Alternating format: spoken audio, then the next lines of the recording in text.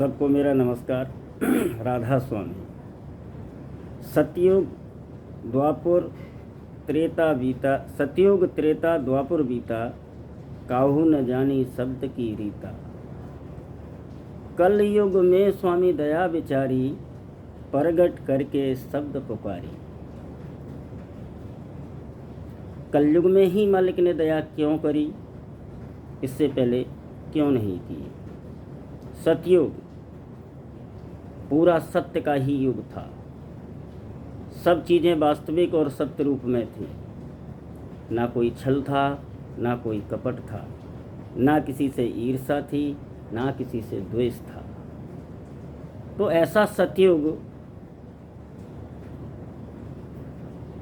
जिसकी क्या कल्पना की जाए और क्या वास्तविकता बयान की जाए। सतयुग एक बाल अवस्था थी। बाल अवस्था जैसे हाल का जन्मा हुआ बालक और उसकी उम्र 5 वर्ष तक। बताइए उसके अंदर क्या दोष है और क्या विकार हैं, क्या अवगुण हैं। किसी से वो ईर्ष्या करता है, किसी से द्वेष रखता है, या किसी से जलन रखता है। वो तो सत्य ही सत्य है, लेकिन है तो पशुवत। अगर कहीं नाली बह रही है, गंदा पानी बह रहा है, तो वो उसमें हाथ डाल देगा, क्योंकि उसे इस चीज़ का कोई ज्ञान नहीं है। इसलिए वो अवस्था सतयुग की थी। तो सतयुग में किस तरह के अवतार आए। कच्छ, मच्छ और बराहा, ये भी पशुओं के अवतार थे, पशु रूप में थे। कच्छ, मच्छ और बराहा, इन अवतारों का भी खास मतलब है। संतों ने इसको बहुत अच्छी तरह से एक्सप्लेन किया है, और जो कि बिल्कुल वास्तविक है। सतयुग में कच्छ अवतार एक पेंदे का काम करता है। एक जड़ जमती है जिस पे नई पृथ्वी की रचना हो सके और पृथ्वी उस पर टिक सके। मत्स्य यानी मीन का अवतार, ये छेदन का कार्य करती है। इस बात को डीपली और अंतर में आप खुद समझने की कोशिश करें। हर बात को खोल करके बयान नहीं किया जा सकता, केवल इशारा ही किया जा सकता है। यानी वह मत्स्य अवतार गर्भाधारण का काम करता है और नई पृथ्वी की रचना में मुख्य भूमिका रहती है।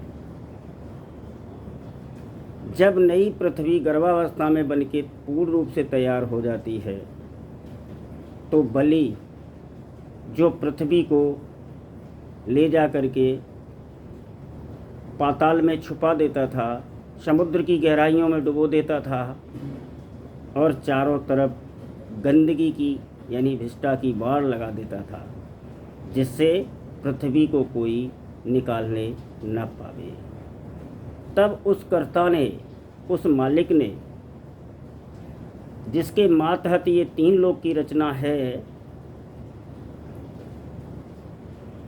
शुकर अवतार धारण किया। शुगर अवतार धारण करने का मतलब बालक का गर्भ से बाहर आना है, और ये शुगर अवतार के बगैर नहीं हो सकता है।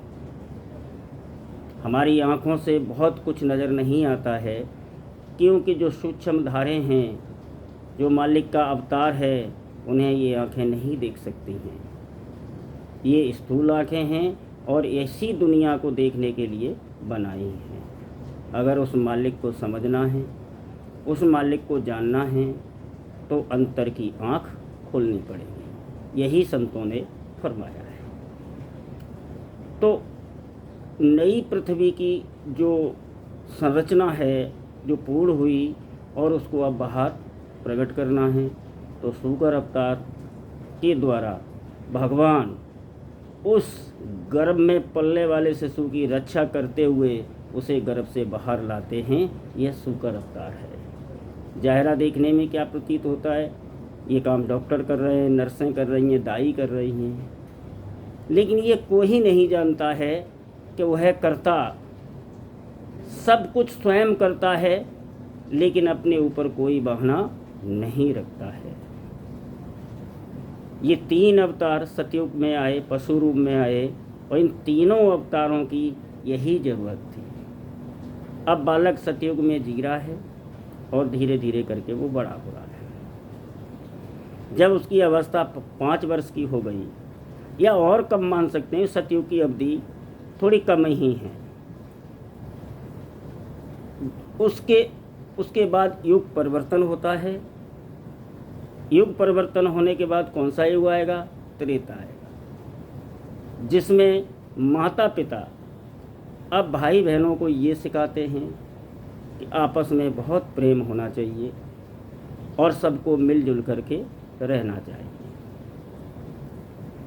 ठीक है, यही राम अवतार में चारों भाइयों का आना और मिलके रहना, एक दूसरे को समझना, एक दूसरे के लिए जान छिड़कना। ये त्रेता काल का भी समय 5 वर्ष से 12 वर्ष तक मान के चल सकते हैं, जिसमें त्रेता युग चलता है और सब में बड़ा प्रेम होता है। अपने दैनिक जीवन में भी देखें, आजकल तो सभी के 1 या 2 ही बच्चे हैं, लेकिन इससे पहले 5-5 बच्चे, 4-4 बच्चे सबके होते थे। तो माता पिता उनको यही शिक्षा देते थे, देखो राम लक्ष्मण की तरह रहो, मिलजुल के रहो, उनमें एक प्रेम पैदा होता था और वो प्रेम से रहते भी थे। अब त्रेता युग भी सदा रुकने वाला तो नहीं है, इसमें राम अवतार हो गया। वैसे 3 अवतार इसमें भी हैं। उसके बाद में युग परिवर्तन होगा तो क्या आएगा? द्वापर। द्वापर युग में जवानी का जोश, शादी ब्याह हुई, और अब थोड़ा दिलों के अंदर राजनीति का पुट प्रवेश हुआ। शादी ब्याह होने के बाद में दैनिक जीवन में देखें, थोड़ा बहुत बदलाव परिवारों में आना शुरू हो जाता है और उनमें छोट मोट लड़ाइयाँ भी होने लगती हैं, और न्यारे साजे और बंटवारे हिस्सा वगैरह ये सब होने लगते हैं। और यही महाभारत में हुआ। महाभारत में पांडव जो कि 5 ज्ञानेंद्रियाँ हैं, वो तो 5 गांवों में ही संतुष्टि कर रहे थे, लेकिन दुर्योधन जो दुर्बुद्धि है, वो ये कहता था हम सुई की नोक के बराबर भी नहीं देंगे। ऐसी ही घटनाएं घर परिवारों में भी होती हैं। किसी की नीयत साफ होती है तो किसी की बिल्कुल सब पे कब्जा करने की नीयत रहती है। उससे फिर ये मतलब नहीं है कि मेरे माँझे भाई हैं, माता पिता भी हैं, मुझसे बड़े हैं या छोटे हैं, वो तो बस अपने ही धुन सवार हो जाती है। और बस यही द्वापर युग का प्रभाव है। द्वापर युग में ज़्यादा खराबी तो नहीं होती है, लेकिन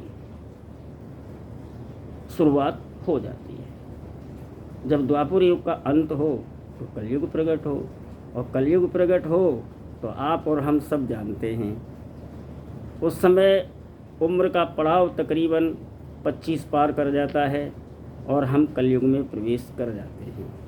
उसके बाद संपूर्ण जीवन कलयुग में ही व्यतीत होता है, और कलयुग में ही मालिक ने दया विचारी और यहीं संतों का अवतार होता है। जीव निहायत कमज़ोर हो जाता है और उसका बल पौरुष घट जाता है, बुढ़ापा आ जाता है, तो अब वो योग अभ्यास करने लायक तो बचा नहीं।